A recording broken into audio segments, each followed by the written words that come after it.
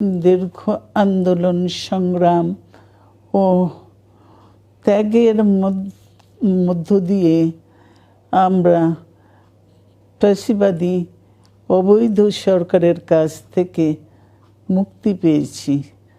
আমি আন্তরিক ধন্যবাদ জানাতে চাই আমাদের বীর সন্তানদের, যারা মরণপণ সংগ্রাম করে এই অসম্ভবকে সম্ভব করেছে। এ বিজয় আমাদের নতুন সম্ভাবনা নিয়ে এসেছে।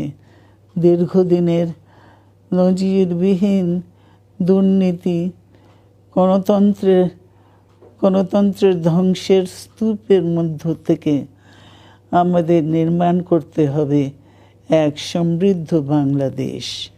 ছাত্র তরুণরাই আমাদের ভবিষ্যৎ। তরুণরা এই যে স্বপ্ন নিয়ে বুকের রক্ত ঢেলে দিয়েছে, সেই স্বপ্ন বাস্তবায়নে করতে মেধা, যোগ্যতা, জ্ঞান ভিত্তিক গণতান্ত্রিক বাংলাদেশ গড়ে তুলতে হবে। শোষণহীন সমৃদ্ধ বাংলাদেশ। সকল ধর্মের গোত্রের অধিকার নিশ্চিত করতে হবে। প্রগতি আর সাম্যের ভিত্তিতে আধুনিক বাংলাদেশ নির্মাণে আসুন আমরা তরুণদের হাত শক্তিশালী করি।